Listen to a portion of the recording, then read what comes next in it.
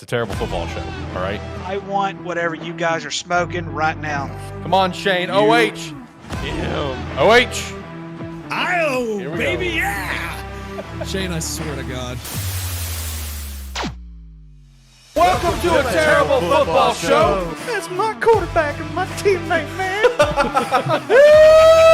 Ruins my fucking holiday every damn year. Alex, What up? you could thoroughly kiss my ass. Why not let us decide the top four? Yeah, let a terrible football show Let a terrible decide the top football four. show. Fuck you, Shane. Roll Tide. Have a good one, guys. Oh, Happy to fuck go. off. Oh, yeah, he's got to go. Get him out of here. Get him out of here. You know, I like that Baker Mayfield and myself, man. He was baking up there in the Browns, and it just turned into a big old shit pile. So, Get that right. I will fly you out and take you to a game in Dallas of your fucking choice. Oh, shit. Yeah, he's successful at just giving his terrible opinions, so why can't I? It's a terrible football show after all.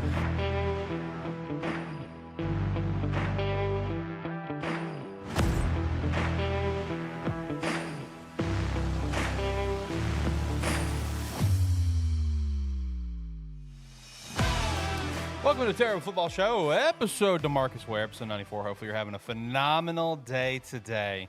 Whatever day you're watching this, you're watching it live, watching that fact, listen to that fact, no matter what, we appreciate the hell out of you. We got Ricky here. Ricky, how you doing on DeMarcus Ware Day? Great, great former Dallas Cowboy. I think he's Hall a of Dallas Famer. Cowboy Hall of Famer. Should be all that good stuff. So yeah, that's a good day today. Beautiful day. It's been a real beautiful. Last couple of days been real beautiful outside, and I know yesterday we reached past 70 down here. I don't know if it reached past same 70 here. up there or not, Yep. but it was a pretty warm day yesterday. Yep. Rick and I chat for a little bit on the phone yesterday, and Ricky's just like, man, it's too beautiful day to be at work. And I'm just like, haha, joke's on you. I get to be outside. Yep. So I got to enjoy the weather. It is beautiful weather going on right now, which is nice compared to the shitty weather we just recently had. So, but it's a beautiful weather day for a beautiful episode of a terrible football show.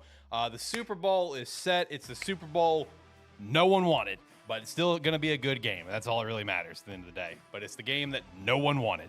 Anyway, so we'll kind of talk about our thoughts on the championship games. We do have mock drafts 1.0s. So looking forward to mock draft season. It's going to be fantastic. Love some mock drafts. Love predicting everything horribly wrong. It's going to be great. Can't wait. But what I also can't wait for is for you to go down to the link below and pick up some Rogue Energy with promo code Sparky30 to get 10% off your order. It's delicious. And also buy a jersey because they're great. I don't have mine on right now. I'm still wearing my work clothes because I literally just got home not long ago. I was watching the PlayStation State of Play, which was awesome, by the way. So I just kind of came out here, still in work clothes. We're going at it. It's time to go to work with ATFS. Join the Discord as well. You can come chat with us. It'll be a great time, I promise. Let's turn down the music. Let's start getting into stuff. We've had a lot of news in these past few days. Before we jump into the championship, shout out to the Bears hiring Thomas Brown, former Panthers OC. He just kind of got forced to kind of put in the OC spot. I know the Panthers weren't that great, but him being brought in as a passing game coordinator. This is a guy who got NFL head coaching interviews, OC interviews, and it's a guy that's just like, he's someone you want on your staff. In 1 year of being in Sean McVay's system, he immediately got promoted to assistant head coach over in LA. You know what I mean? Like he's a leader. This is the kind of guy that we need on the staff. So really pumped up about this hire to add on to the offensive staff, the great offensive staff that we've built. So that's great. Seattle's got their head coach, Mike McDonald, defensive coordinator for the Baltimore Ravens. Falcons got their head coach, Raheem Morris. I don't know if we chatted about that last week. And then Carolina got their head coach as well, Dave Cannells, the OC from Tampa Bay. I think the last job left is Washington, right? I do believe so. I believe you are correct. Which, big shock, Ben Johnson, OC of Detroit Lions, coming back to the Lions for unfinished business. Apparently the reports are, which I was seeing these reports probably about 6 weeks ago. So if I saw it 6 weeks ago and now they're resurfacing, kind of tells me they were probably true. Apparently he was just asking for an ungodly amount of money to be a HC. You know what I mean? Like that was the report about 6 to 8 weeks ago, and now reports are coming back out.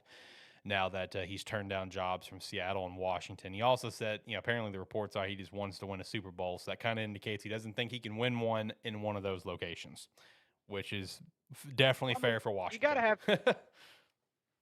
I mean, yeah, you got to have some kind of financial security, though, especially if you go to somewhere like Seattle and Washington, who were at literally least Washington, at the bottom of the league.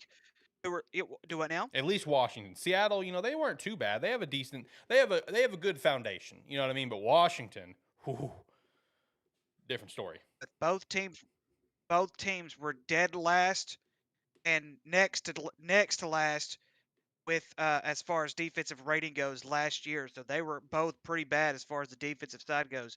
You do have more of a chance of winning if you wanted to win a Super Bowl now or compete right now, Seattle would be the place. The only issue is, Alex, LA is probably going to get better next year now that they have a year underneath these new guys that are around Matt Stafford, and considering the fact that they were a point shy of beating the Detroit Lions, they're possibly going to be pretty good again next year. San Francisco's not going to go anywhere, so where's that going to leave Seattle? I mean, not everybody can win in that division, so I mean, they're almost in the same boat that Washington's in. Washington is nowhere near ready to make a division run, even with Philly's struggles, even with the Cowboys' postseason struggles.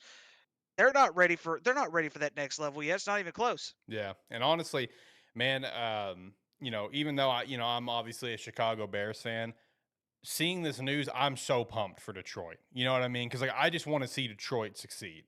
They were so close, so damn close. So for them to get a very key piece back with Ben Johnson, hey man, I'm happy for Lions fans, guys. Like I really am. They're like, that's awesome. I want to see the Lions succeed.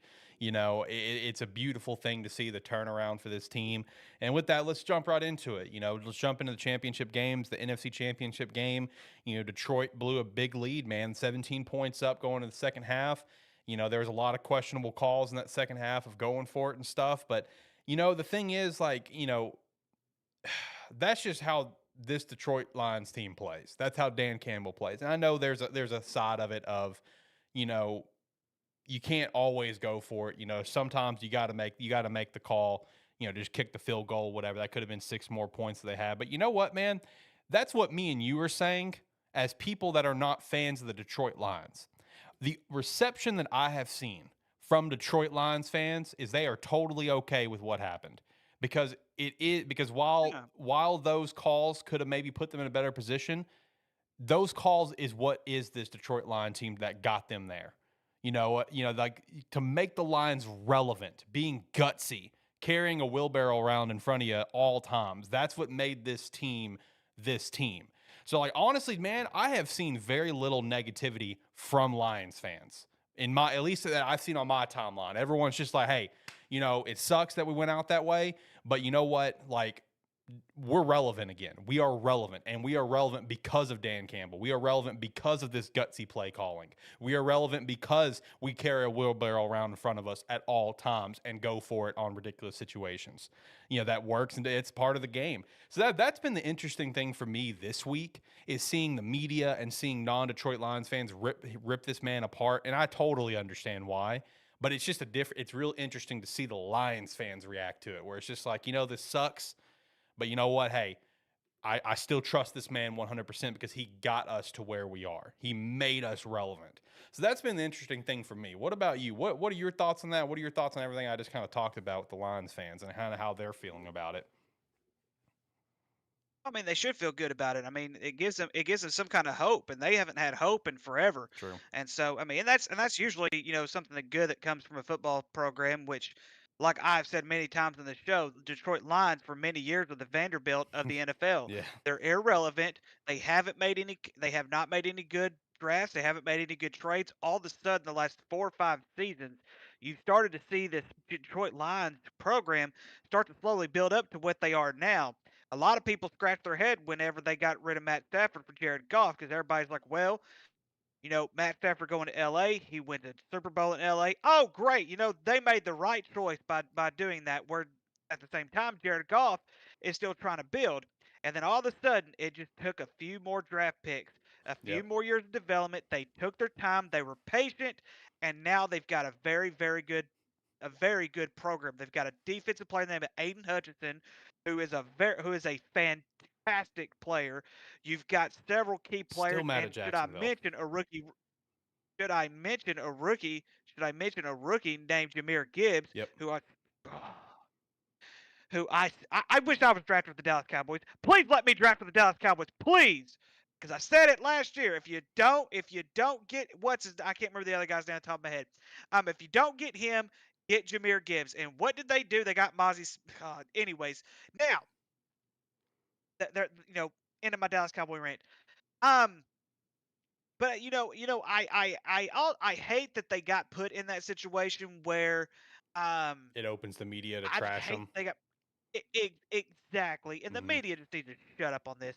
Celebrate the fact that we're celebrating the Detroit line. Let these people celebrate, for crying out loud. Yeah. And I have no problem with them. I have no problem with the gutsy play calls. I have no problem with them going for it on fourth down. I have no problem with any of that because here's the thing.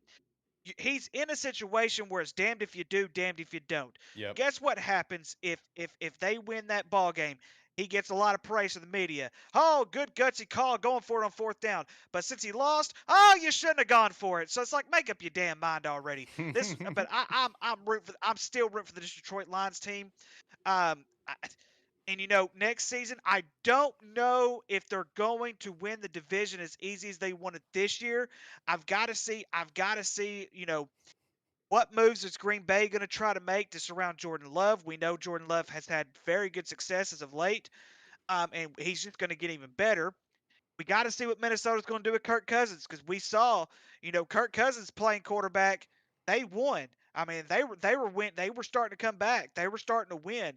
So we got to see what moves they're going to make. But I still think that this Detroit Lions program, this team with Dan Campbell, Ben Johnson is their OC.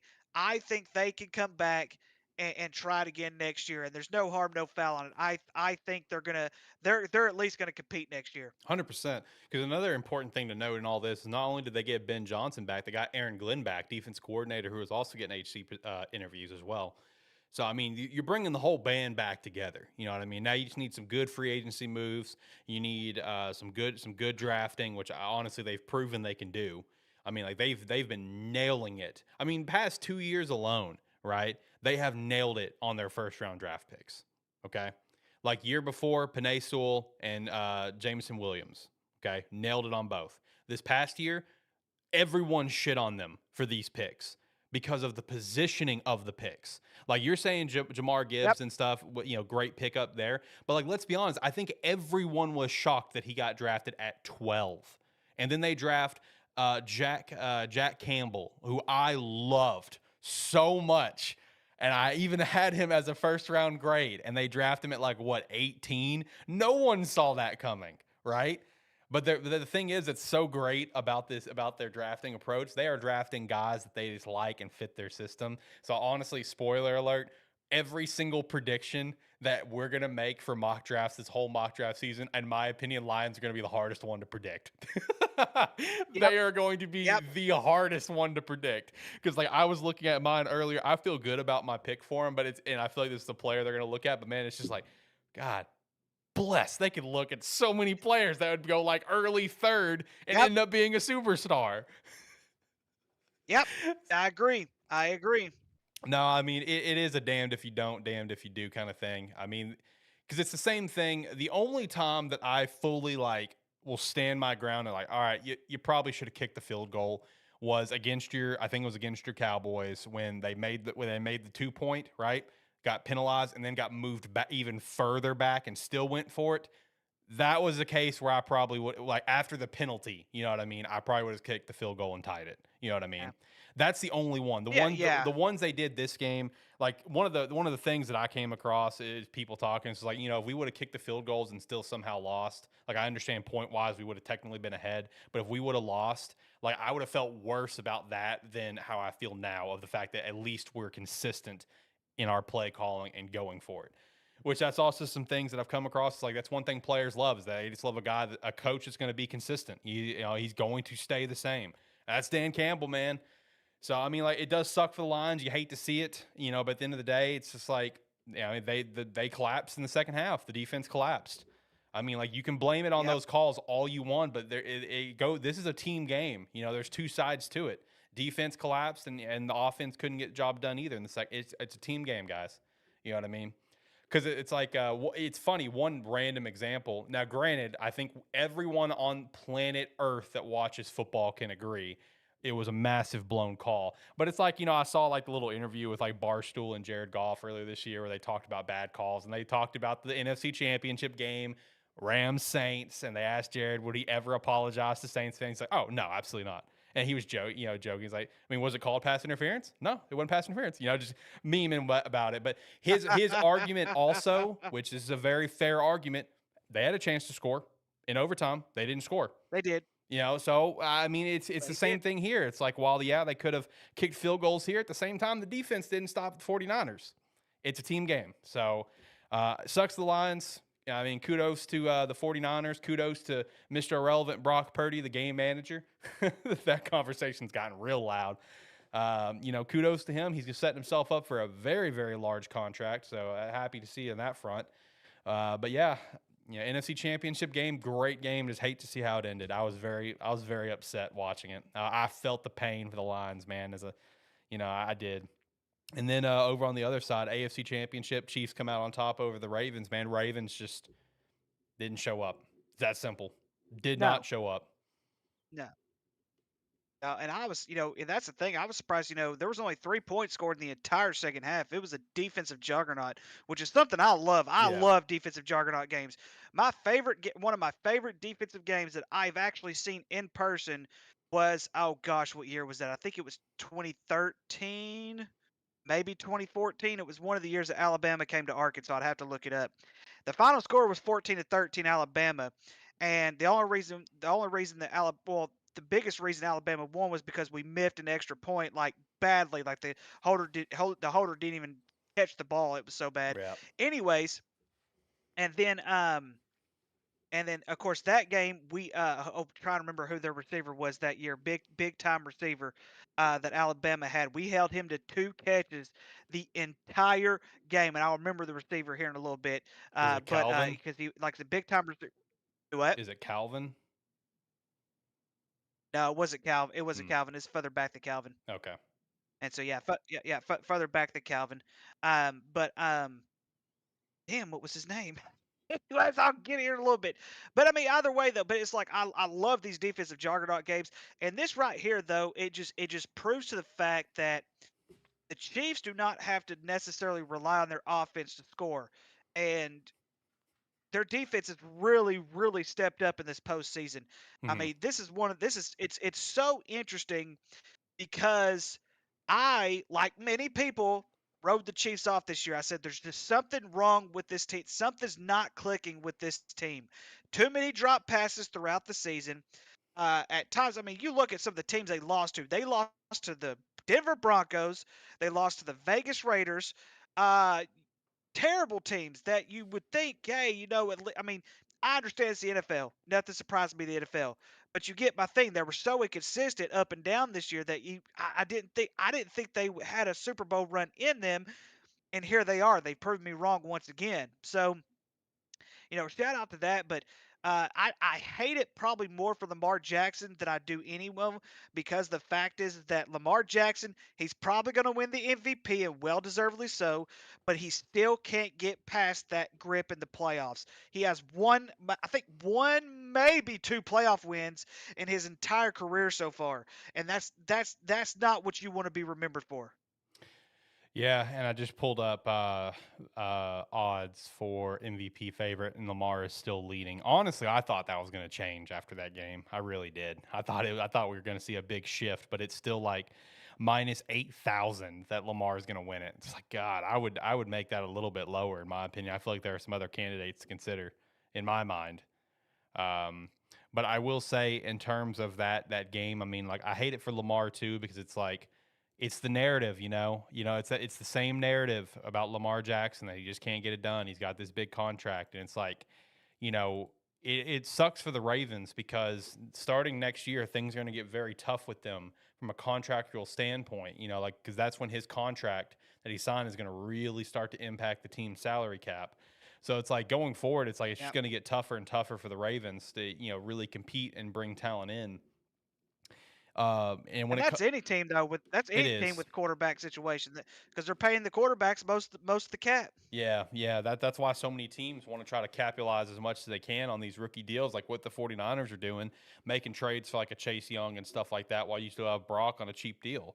You know what I mean? Like, I mean, his contract's coming up, but I mean, like, you surround him with talent while you can before the big hit of a quarter. Because I mean, we see what quarterbacks are going for. Look what Daniel Jones signed. He doesn't deserve that, but it's the market. You know what I mean? It's the market of quarterbacks. I mean, that's the state that we're in with QBs and salary caps right now. And honestly, and we'll chat about this in a bit when we get to our mock drafts. That's the issue that the Bears are facing of keep Justin or draft Caleb. Is like if you keep Justin, you're gonna have to sign him. And we see what. And the thing is, let's agree on something. If the Bears signed Fields, you cannot pay him lower than Daniel Jones. Are we in agreement on that? No, Like you just can't. I disagree. You disagree. I disagree.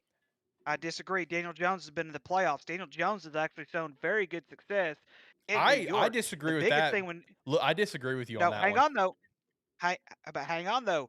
Daniel Jones has shown decent success in New York, with the exception of this past season. This past season was the worst. And I think he got injured toward the end of the year anyway. But I'm just telling, like in general, that entire organization is in a dumpster fire. Worse off right now than what the Chicago Bears are. Whoa. Way worse off than what the Chicago Bears are. Whoa. Yeah, I'm just telling you. I'm just telling you. You don't go from a team who was competing in the NFC East, because they were one of the three contenders last year. You remember last season, it was Philly, Dallas, then it was New York. They were very, very competitive in the East last year, and they were one of three teams that made the playoffs last year. No, Daniel Jones has shown very, very decent success, and yes, I understand that he may not look the part or whatever it is, but no, hell no. In my opinion, right now, Daniel Jones probably is going to have a bigger payday right now than Justin Fields. Justin Fields has got to make the playoffs. He's got to have a winning record. He's not had that yet. Daniel Jones has. Now, while I understand where you're coming from, I also want to point out Daniel Jones had one okay year, and that was last year. Every other year that he's had this year and even his previous years have been garbage. It was literally pretty much just his first year with Brian Daboll. Like, and when it comes to Justin Fields, I mean, like, we can both agree he's been screwed from the get-go. In terms of a talent standpoint and what he can bring to the table, he brings more to the table than Daniel Jones. I will die on my hill on that one. Daniel Jones is so ungodly overrated. Like, he doesn't deserve the money that he's got. He's barely a top 20 quarterback in my opinion. Barely. I mean, yeah, but I mean, I wouldn't put Justin Fields any much higher than that. I wouldn't put He him hasn't much shown us higher. I'm not anything. saying he's much higher, but he's higher than Daniel Jones. That's my point. I don't know. I'm just saying wins and losses matter. That's all I'm saying. Wins and losses matter. And that's a fair point. But I mean, anyway, so back to the point of the quarterback, contract stuff. That's the issue that the Ravens are about to start facing, right? Is they're going to face that issue where it's going to be tougher to get talent in because their quarterback contracts coming in. That's where teams really want to try to maximize getting wins on a quarterback who's got a low contract, a rookie deal, or whatever the case is, before they got to pay him. So, I mean, that's going to be the crappy part for the Ravens going forward. But when it comes to the Chiefs, I mean, you're right, man. They struggled so much this year. They lost 6 games. They lost the Lions. They lost to the Broncos, the Raiders, the Bills, the Packers. I don't remember the other one. But a lot. The Eagles. They lost the Eagles, and the Eagles went downhill after that. But they had so much struggle throughout the year. But then just the Chiefs being the Chiefs, man. Turning it on when it mattered. I mean, dude, Patrick Mahomes started 14 for 14 this game. Travis Kelce went easily over 10 catches, over 100 yards. Like, once I saw Patrick was 14 for 14 in the first half, I'm just like, all right, no matter what the Ravens do, this game's done. The Chiefs are on it right now. You know what I mean? Like, the Chiefs are clicking. Like, it's going to be tough for me to see the Ravens coming back in this. It is, and that's how it ultimately played out, which sucks for them. Especially sucks for all of us that wanted the Lions-Ravens Super Bowl. Instead, we get the rematch from 2019, or the 2019 season, 2019 season. Which, let's not forget a very important thing. Ricky, watch out. Watch out about something, okay? when they played that Super Bowl, keep in mind, it's Right. the year 2020. So right after that, the world shut down. So I want to watch out. The world might shut down here in about a month. Just be prepared. We got the rematch to shut down the world. So, but the bottom line though, it's going to be a damn good game. I expect it to be an incredible game. Brock Purdy to me is so much damn better than Jimmy Garoppolo. So I feel like this team can really get the job done in the air and on the ground. Now, granted, the Chiefs defense, they do a pretty damn good job against receivers. So it's going to be a lot of passes to Christian McCaffrey, a lot of passes out of the backfield. Debo Samuel, getting involved out of the backfield and stuff. But I mean, I think it's going to be a hell of a game. Defensive battle for sure, especially with how good that Chiefs defense have been. Oh my God, defensive battle. Oh, dude, it's going to be a damn good game. So that's going to be the main thing. But again, it's just the game that nobody wanted. It's the game that nobody wanted. I think it was Detroit. I think as long as the Detroit Lions would have made it, no one would have cared as long as the Detroit Lions made it. I think you're right, man. As long as they would have made it in, I think everyone collectively would have just cheered like, oh, God, yes, here we go. But it is what it is.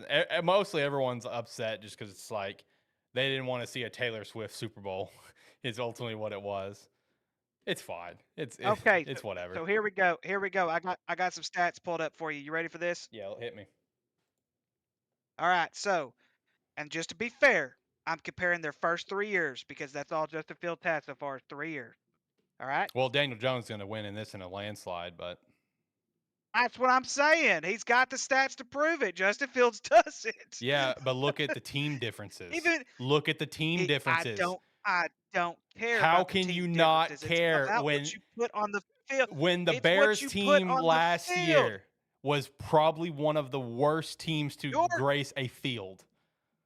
Like the team that graced the field last year is in the same realm as Trevor Lawrence's rookie year, where everyone considers it a wash because of the coaching in Jacksonville. In this case, it's that we didn't have a team. Here's where I'm gonna disagree. Here's where I'm gonna disagree. The three of them have something in common. They have losing records their first 3 years. Daniel Jones only has one winning season. That was last year. Yep. And barring injuries, they could have competed this year. And like I said, it's a dumpster fire up there. But I'm telling you, this is a fair comparison. It's a totally fair comparison. Of course, he's going to win in a landslide. Justin Fields is yet to have. This past season was his first season with 2,500 yards passing. The lowest that we've seen Daniel Jones have was his third year. We had 2,428 yards. In the first 3 years, this is Daniel Jones. Here we go. Daniel Jones right here. He had a 3-9 record his rookie season. Completed 61.9% of his passes for 3,000 yards, 24 touchdowns, 12 interceptions. The very next year, he had 29.43 for 11 touchdowns and 10 interceptions. Not a great year at all. He was 5-9. Then he was 4-7 his third year with 2,400 yards, 10 touchdowns, and 7 interceptions. And that, of course, he only played 11 games that season. The only 2,500-yard season that Justin Fields has had so far was this past year.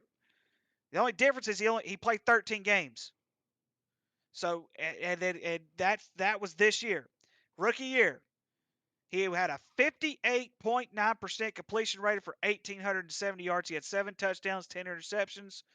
Last season he was he played 15 games. He was 3-12 with a 60% passing completion rate, 2,200 yards, and this year was his best season with 13 games, 5-8. With a 61.4% completion. So you're dealing with the quarterback who barely breaks 60%. So no, I'm still in way less passing yards. Yeah, you can give him the rushing yards because he does scramble a little bit. But I'm still telling you, like, if you look at QBR, you look at the rating, you look at whatever you want to, Daniel Jones is a better quarterback. Look, I understand the stats, man, but you are not looking at the teams. That's the difference. You're not looking at the teams. Justin has been hurt every year. In 2022 Bears was barely a functioning team. You could have put college players on that team immediately, and they probably would have been better than the team that we had. We dumped every contract that we could for the 2020 year to set us up for 2023. We had no receivers. 2021 was the dumpster fire of Matt Nagy and Bill Lazor as the coaching staff. The teams have been terrible. And I'm Look, telling listen, you, look, so has the listen. Giants. I'm talking about their first 3 years. I compared their first 3 years. I didn't say last year's stats. Trust me, you don't want to go to last year's stats. I'm 'Cause aware. Then I Look, got your I get argument. it. Tone Listen, I'm just saying. I get it. I'm just saying. But I will argue the telling you, Giants in teams general- have been better. I want to make one thing No. clear. I'm not No. trying to make the big argument that Justin's up here and Daniel's down here. I'm making the argument that Justin's here and Daniel's here. That's the argument I'm making in terms of their skill set, what they bring to the table. I understand stats say differently, but you can say that about all sorts of quarterbacks on who's the better. Because we're all going to say that Joe Montana is number 2 quarterback of all time. But I mean, there are going to be quarterbacks down at like the number 10, 12, 13, or 14 spot you'd put that have a lot more yards or TDs than him. We can argue stats all day, but it's like Justin brings more to the table than Danny Dimes. I'll die on my hill on that. The Bears teams have been so damn bad. So have the Giants. Not as That's what bad I'm trying as to the tell you. Bears. Yes, they have. Like we had I'll pull up the historically records. bad defense last year. Oh my gosh, dude! Historically the Giants bad have too. O-line. It's the Giants. They're the freaking Giants. They're the least of the 2 teams around that area. I didn't know this was going to turn into a At Justin least- Fields Danny Dimes debate. I'm here for it.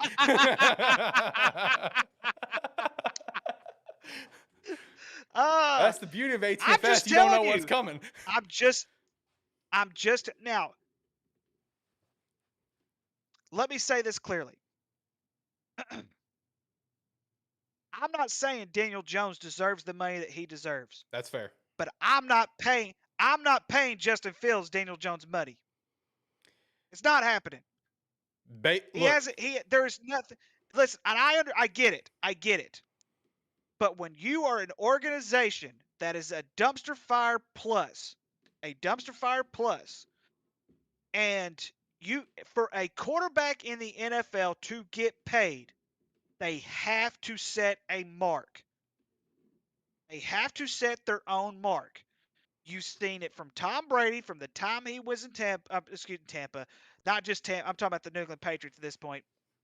From the time he was in New England, he set his mark, and it took some time. The same thing with Peyton Manning. The same thing with all these other great quarterbacks. Patrick Mahomes was behind Alex Smith, and then Alex Smith got injured. That's when he got his start. What happened? He set his mark. Yes, they had a good team that surrounded him, but he made them better. When you are a quarterback in a dumpster fire, you have to be able to set your mark. He may do that next year if the Bears decide to keep him, which they should keep him. But I'm telling you right now, the Giants organization is just as bad as the Chicago Bears. Plain and simple. Take last year out of the equation. If you took last year out of the equation, their records are the same the last 5 years. I guarantee it. We're going to have to agree to disagree, or we'll never move on. Okay, we'll move on. I will say another time for another day. I will say go Daniel Jones. I would never pay Daniel Jones the money they got paid. We definitely can agree on that. And in a normal world, I also, with that same argument, I would not pay Justin Fields that money. But due to the market of the quarterback money space, I would pay Justin Fields that money. Does that make any kind of sense? The way I'm trying to phrase it. It's like you don't want to pay him that, but it's the market. You know, like that's kind of where I'm at. Here's the issue: you pay him that money, he doesn't develop any more than what he already has, and I'm not saying he's not going to, because trust me, I'm rooting for the kid. You pay him that money, you're gonna have another 5 to 10 long years. Yep. Of waiting for something else to happen. That's the story of the Bears. That's all I'm saying.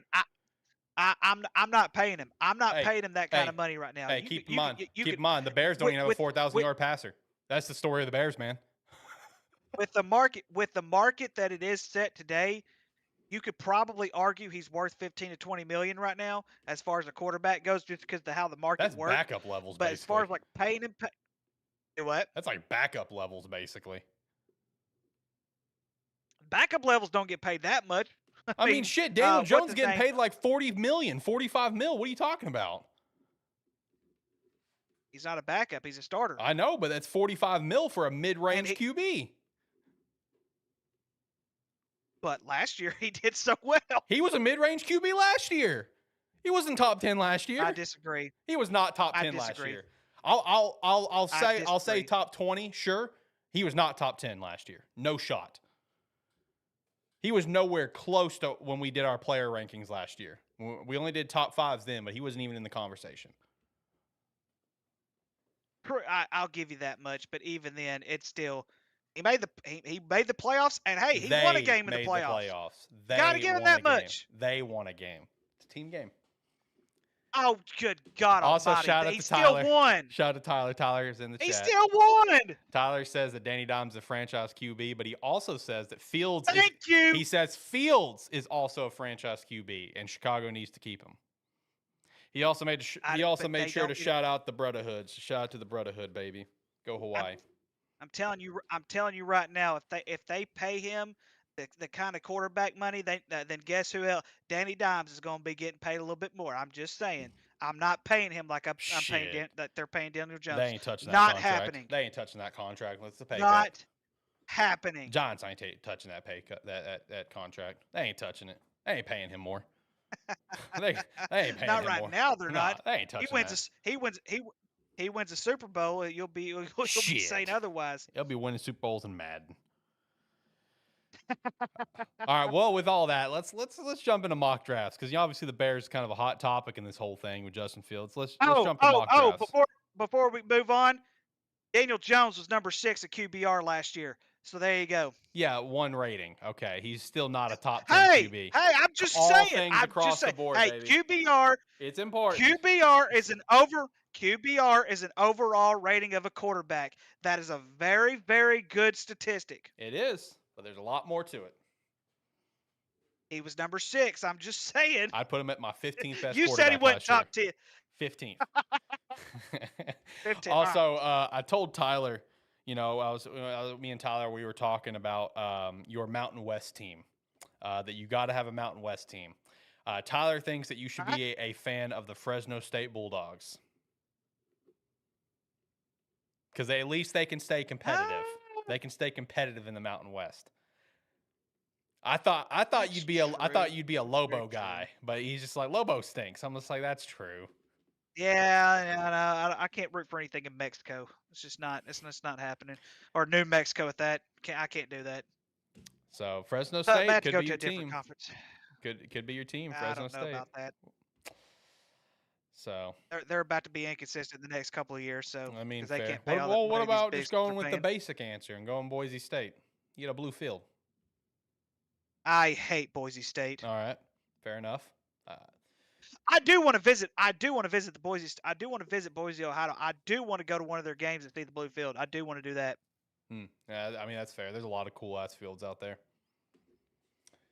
So anyway, all right, let's get to mock draft, Tom. Mock draft 1.0. Let's do it. Mock draft 1.0. Let's go. All right, so I don't remember if I said this on the show. I know I said it to you privately that I was going to do 2 mock drafts, one where we keep fields, one where we trade fields. I have now decided against that. And the reason why, regardless of personal feelings, I'm just telling you right now, we're going to get rid of Fields. We are drafting a QB. Like I'm telling you as a Bears fan, seeing what time out. Stop. Listen, I'm telling you. You just argued with me it's 5 not minutes my ago opinion. that they need to pay it's Justin. not my opinion. Look, I'm going for accuracy on my mock drafts. Accuracy. Okay. And I'm telling you, I as got a you. Bears fan, I am 97% sure that we are drafting a QB and we are getting rid of Fields based on what I'm seeing. Okay, in the landscape. Like one good little example in terms of the landscape, the fact that Ben Johnson did not accept the Washington job is apparently because the word around the league is the Bears have told teams they are keeping the number 1 pick. I'm just telling. As much as I don't want this That to doesn't happen, mean they're going to get a quarterback. If the Bears are keeping the number 1 pick, they're drafting Caleb Williams. I'm telling you right now. I don't want this to happen. Let me stress. This is not my personal desire and hope. I'm just telling you what I am hearing. This is the verdict that I'm hearing. So I'm gonna go ahead and tell you for your future mocks, I would probably go ahead and lock Caleb in at 1. Even if me and you disagree with it, I'm just saying for accuracy, if we want to go for accuracy on mock drafts, that's what's going to happen. So with that said, my number 1 pick for Chicago Bears will be Caleb Williams. I think Chicago's gonna, I think Chicago's gonna surprise everyone I would love to see and that. surprise you, and you're gonna, and I cannot wait until the draft night when you're jumping up and down, you're celebrating, you're saying screw the rest of the draft. We got our guy, and your guy's Marvin Harrison Jr. I think I they're love still it. now. I could be wrong. Like you're the Bears guy. You're the Bears franchise guy. You are the guy, and I will. And I'll start doing research as well.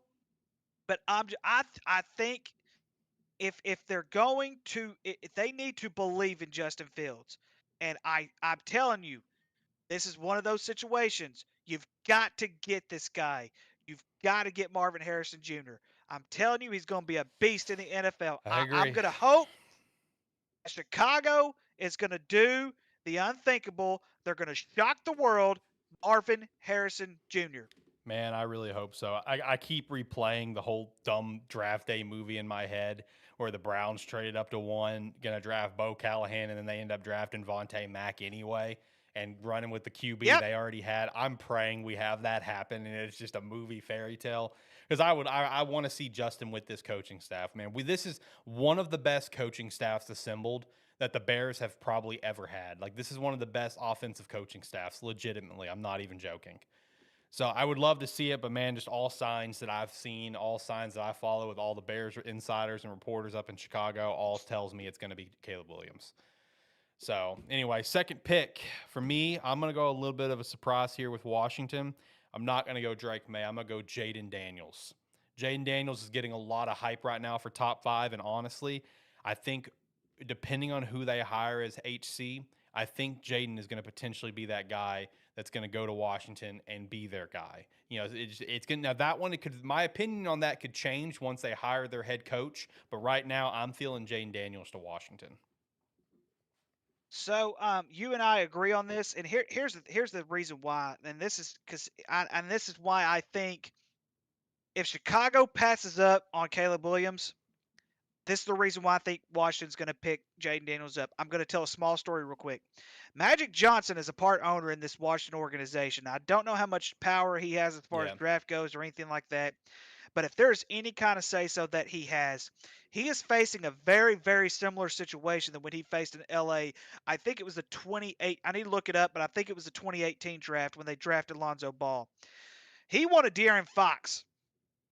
And he wanted De'Aaron Fox for many reasons. Number one, he was much more athletic than what Lonzo Ball was. He was a better ball handler. He was a little bit of a better shooter. But that was one of his reasons for leaving LA was because he wanted to draft De'Aaron Fox. And LA basically said, no, we're not going to do that. We're going to go with the hot kid who's the hometown kid. And they ended up trading Lonzo Ball away for a few picks and LeBron James. LeBron James ended up signing with them, but they ended up trading him a few years later when LeBron James showed up. So so you're kind of in that situation right now where it's like, okay, who do I take here? Do I take this Caleb Williams kid who's a hot town, or he's not really a hometown hero for Washington or anything, but he's a big time Washington fan, whatever the case, grew up a Washington No, he's fan. hometown kid. He's hometown kid. He's from DC. Okay, so he is a hometown kid. Yep. So my mistake. So do you take this hometown kid that's really, really hyped up, or do you take a quarterback that's a lot more athletic, who has shown, in my opinion, more promise at LSU than what Caleb Williams has shown at USC? To me, it just makes more sense for them to take Jaden Daniels here than it does Caleb Williams. I think if Caleb was there at 2, Washington's going to get him, but I do see your point. I do, because Jaden does have a lot of talent. While I don't think he was the Heisman winner of last year, I just don't, because his team was never in it, but he does have an extreme amount of talent. I think if Caleb's there, they would take Caleb, but I do see I think it's a very fair argument. I think the point is, I don't think Drake's going to be their guy. I just don't. I think it's going to be Caleb or Jaden. No. That's kind of where I'm at on it. Another thing to keep in mind, I saw a report before we started. Apparently Denver is interested in making some big moves and trying to get Caleb. I'm not sure how I feel about that one, because that'd be a very big drop for the Bears from 1 to 12. We would need a lot. But you know what? I would also be fine with a lot, like multiple first, second round picks. I know we have no second round pick this year, and they really want to get into the second round right now. But give me like some first, second round pick and give me Patrick Surtain. I know that seems like a high asking price, but you're also asking for a very high thing. You're asking for the number 1 draft pick with a league-wide considered generational talent. I'm not saying we say that. League-wide, though. This is the verdict amongst the clubs. So give me Patrick Surtain if you want to make that move, Denver. Ball's in your court. Fuck you, Shane. So next up, number 3 pick for New England. I will say this. I think even though we're under a new regime, it would not shock me if New England pulled a Bill Belichick and traded down. And honestly, a perfect candidate that I see as a trade up is Atlanta Falcons. I could see Atlanta Falcons trying to go 3 and getting their QB, whether it be Jaden or Drake. In this mock draft, I have the Patriots keeping the pick and drafting Drake May, but it would not shock me if the Patriots traded back with someone like Denver or Atlanta. It just wouldn't, okay? So that's something to look at. Even Tennessee. I have the Patriots getting Caleb Williams. Okay. That's horrifying. Anyway. 4th pick I for me. know, right? That's horrifying. Anyway. 4th pick for me, Arizona. You got to go with the surefire pick, Marvin Harrison Jr. Give Kyler Murray an incredible weapon. Yeah, and if Marvin Harrison Jr. is here at 4, I will agree with that. I got the O tackle from Penn State. I cannot pronounce his name. I can't pronounce. Just say Olu Fasho, like Tyler said in the chat. Olu Fasho. All right, fine. Olu Fasho. I'm not even going to try. Olu Fashino. No disrespect.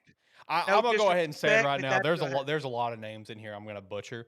One thing Tyler said in chat though.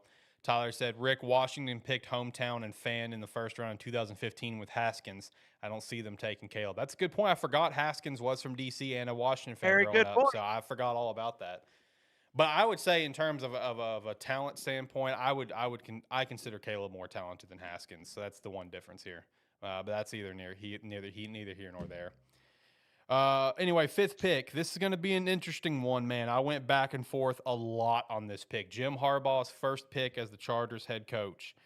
I went with the sure pick that everyone's predicting, but man, it would not shock me if they went another route. It wouldn't shock me if they went corner here. Wouldn't shock me if they went edge rush, but I'm going tight end Brock Bowers, give Justin Herbert, another incredible weapon, another incredible tight end talent to come out of this draft.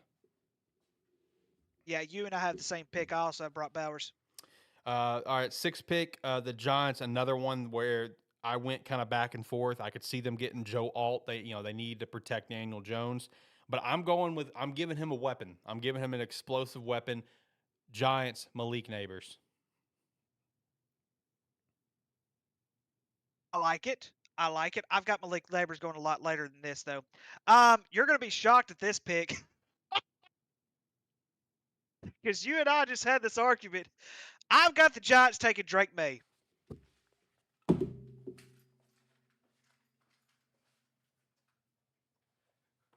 Come on, man. Jesus Christ. Yes, I think it's actually fairly simple. You got to get somebody to back him up. He's injury prone like crazy. And so and this will give them their benefit of doubt. It's like, can Daniel Jones be that franchise quarterback they're paying him to be? And if not, they've got a backup waiting for him. And like I said, I don't think Drake May's the greatest thing in the entire world, but apparently the draft board thinks he is. We're moving on. We don't have time for this. All right, Tennessee at 7. I've got them taking Joe Alt. I mean, they drafted Peter Skoronski last year, but they played him at guard all year, so they still need to replace Taylor Lewan a year later. So Joe Alt, best tackle in the draft. I've also got them taking Joe Alt. All right, Atlanta. So for me, this is where, and I think this could realistically happen on draft night. I think we may not see a defensive player taken until Atlanta. I really think top 10 is going to be riddled with offense, whether it be skill, QB, or offensive line. I've got Dallas Turner, edge from Alabama, going to Atlanta. Best edge rusher in the draft. Did you peek at my stuff? Did you somehow, some way hack my computer and peek my stuff? That's like the third one, well, besides the Drake Major. That's the third of the last 4 that you and I have had the exact same one. I also have them getting Dallas Turner. All right, let's see if we get number 9 right. The Bears' second pick in the first round. I have them. They could go edge rush.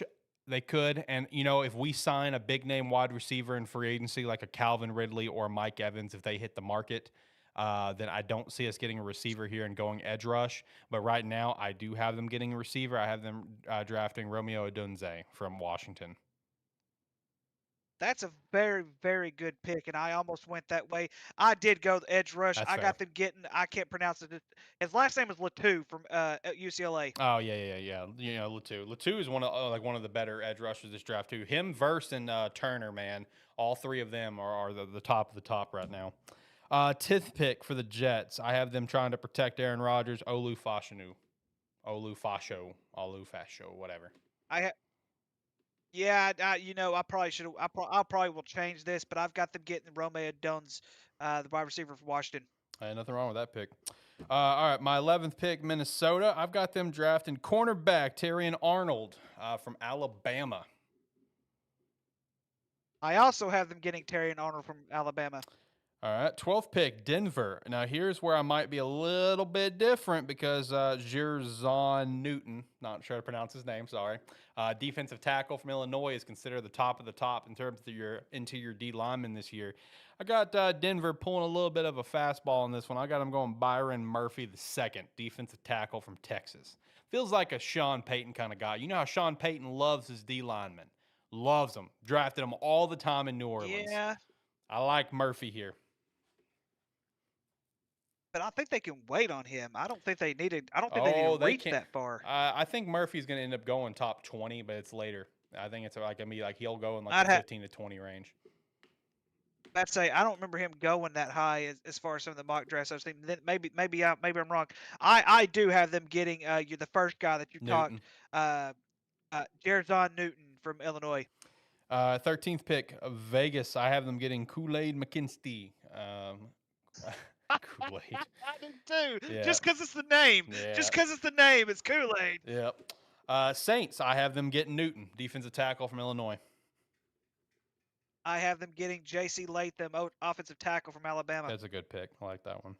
The Colts. I have them getting Jared Verse, edge rusher from Florida State. I swear you hacked my computer. I swear you hacked my computer.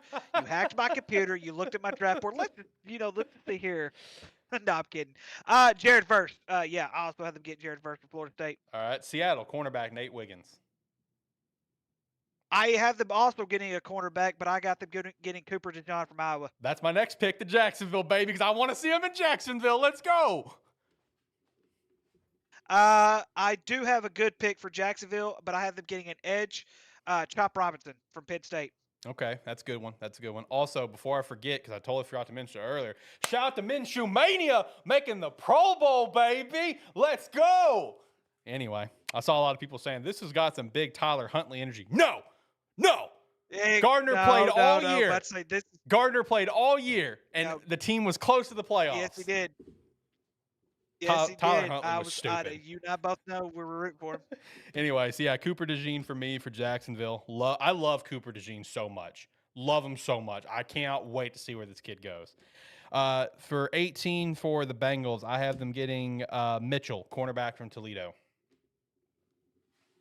I have them getting a pick who I think is a perfect fit here, considering they love the LSU Tigers there in Cincinnati. I got them getting Malik Neighbors. Ooh, another. Well, I did see Tyler Boyd seems to probably be leaving Cincy, so that makes sense.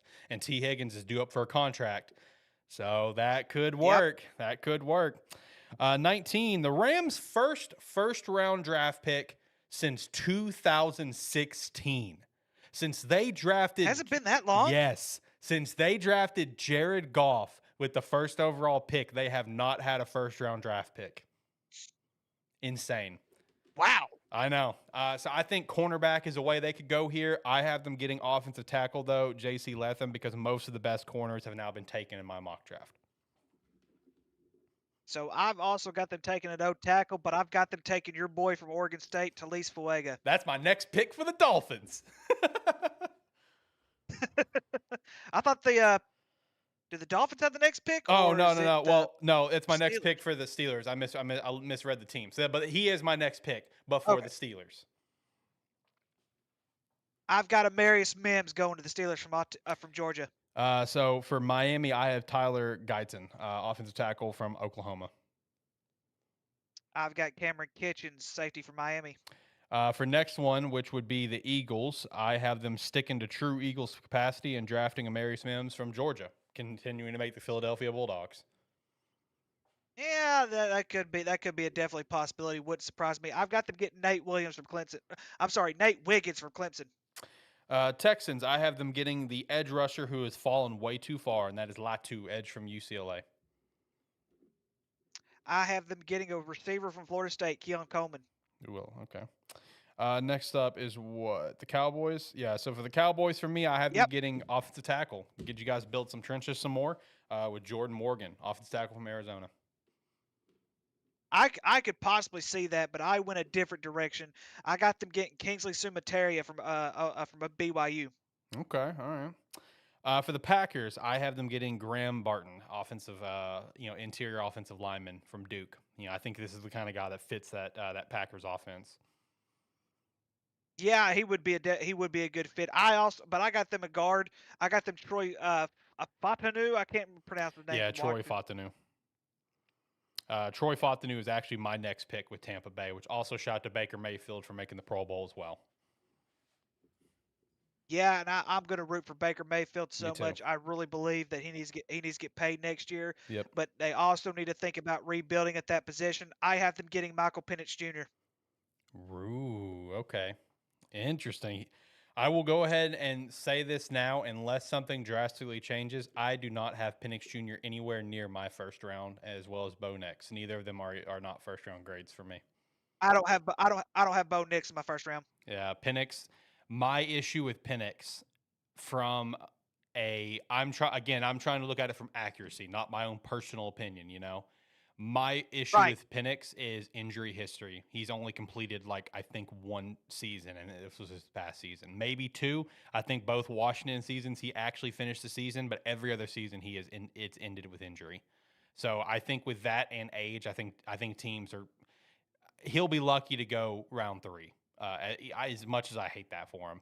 Really? I would be shocked if he went round 2. I'd be very shocked if he went round 1. Very shocked. I will say, dude, some of these mock drafts, though, you know what they're giving me that I've seen? They are giving me massive.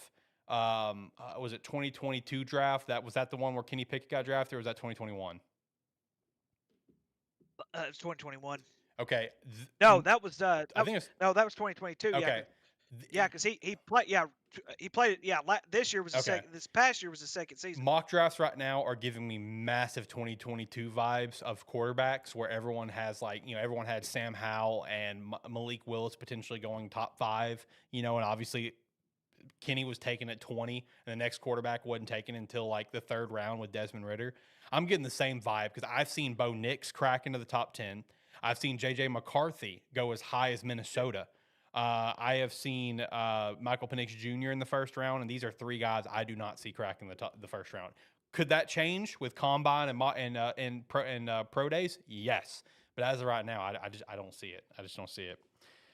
So next up was Arizona, their second pick. I have them getting Chop Robinson, edge from Penn State. Oh, you had him falling a little bit more than I did. Okay. Yep. Let's see here. I have Leonard Taylor, defensive tackle out of Miami. Ooh, okay. I hope he goes in the first round. I love that guy so much. I was so pumped when we recruited him. I know it's a little bit of a reach, but they do need a tackle. I think he can crack into the top to the first round. It's gonna be late first, but I think it's possible. But I got another guy that I think can crack into the first round with my next pick with the Buffalo Bills is Cameron Kitchens, safety from Miami from the U. I like this pick a lot. Build up that Buffalo secondary a little bit. I'm a big fan of this pick. I hope Buffalo's got a little bit of a, they basically got a second home down in Miami. So, with how they've been drafting. Yeah, but I went a different direction because Tyler supports me. At this point, I'm not so sure if the Bills are going to. I'm not so sure if Stephon Diggs is going to stay with the Bills. Man, that's a big question mark. So yeah. That's the biggest question mark, and so until then, I'm going to stick with wide receiver from LSU, Brian Thomas Jr. Well, I would say the chances of Stephon staying are high, but not great. Now, the one that is, in my opinion, gone would be their number 2 guy, Gabe Davis. So your pick is totally great in that position because it's at least giving you a number 2 guy beside Diggs. It's just going to come down if Diggs really just says, all right, I'm fucking done here, trade me. Because he's already been signed. You know what I mean? He's already been signed. But yeah, like Tyler just said, I'd 99% support that. But he says that means Gabe Davis to be leaving. Tyler thinks they need to go DB. But he definitely likes that pick. Next up with the Lions, like I said earlier, this is the hardest team to predict with how they like the draft. So I went with a reach. I went with a guy that I think fits Dan Campbell so well. I went with Enos Rakestraw Jr., cornerback from Missouri. I love this kid. I love this pick for the brand new Lions. I don't know if I pronounced his name right. Probably not. I've mispronounced multiple names. So I just want to say I don't know if this pick is going to make you walk away like the Drake May pick was, but I think this one will get you though. I have them keeping former Michigan quarterback J.J. McCarthy. I think they drafted QB here. All right, so I'm going to hit the music, and we're going to get out of here for the day.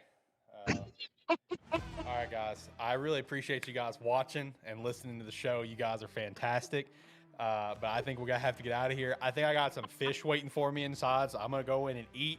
We'll follow up next week. No, but what are you thinking? Hey, it's a terrible football show, and it's the first draft. Leave me alone. Think about it. Fair enough.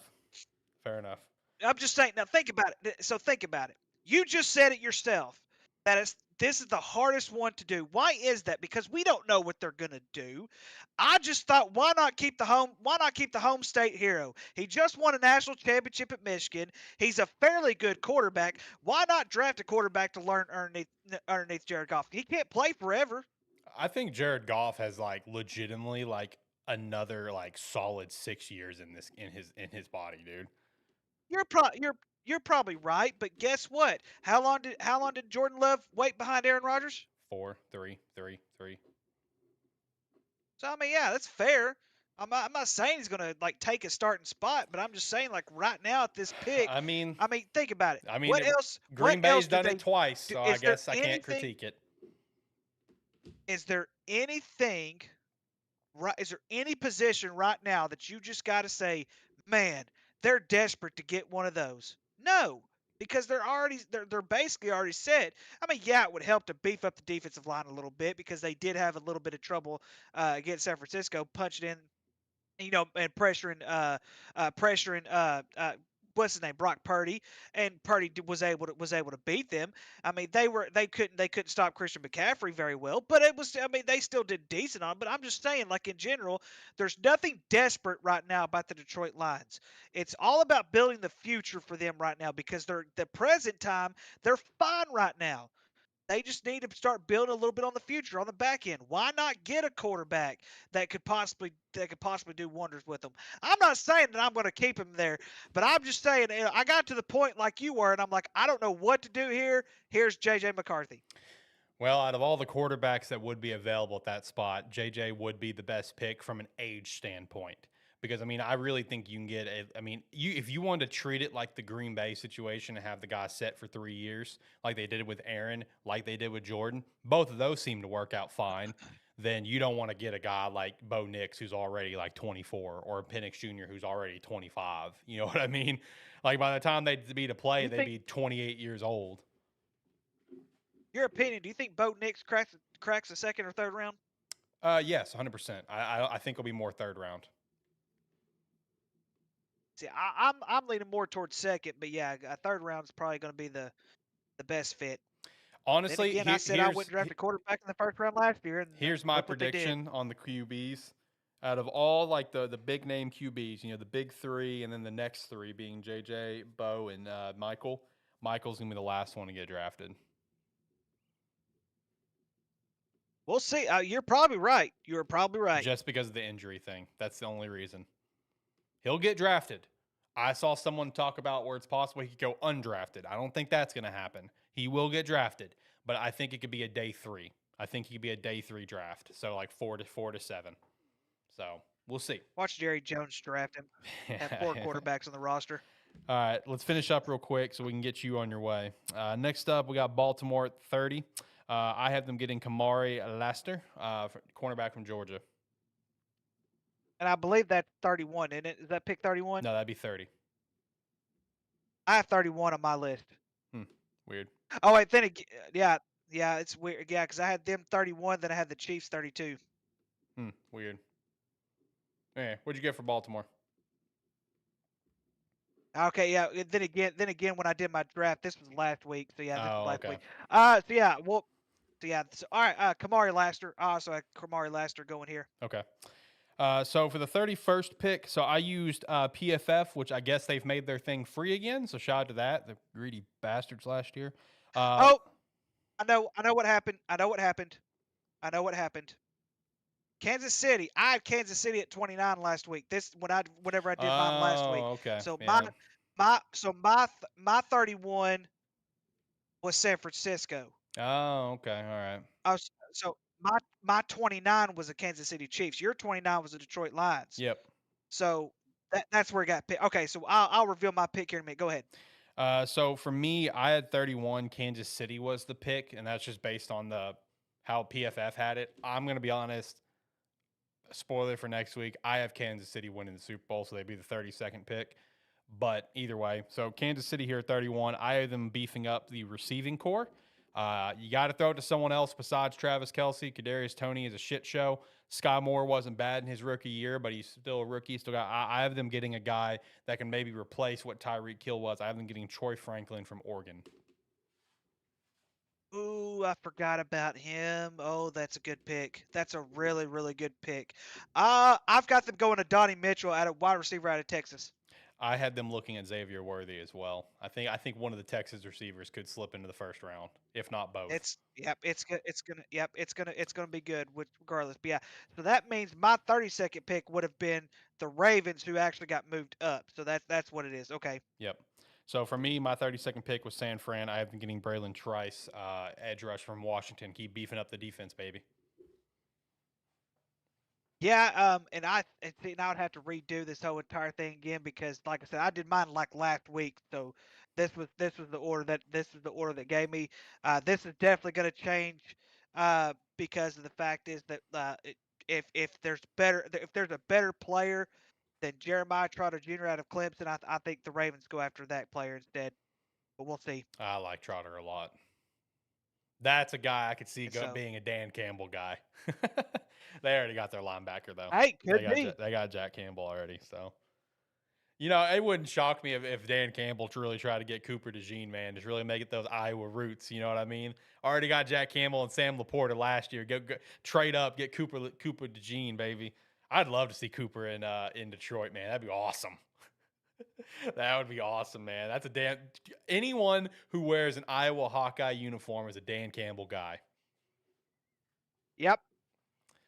So anyway, there's our 1.0s. We'll do 2.0s sometime after the Super Bowl. So, which actually reminds me, let's go over schedule for the show for the Super Bowl and everything. So next week, ATFS will be on for Tuesday like we have been normally in the past. Then the week after that, we will actually be on for Thursday, the 15th, and that will be our final episode for Season 3 of ATFS.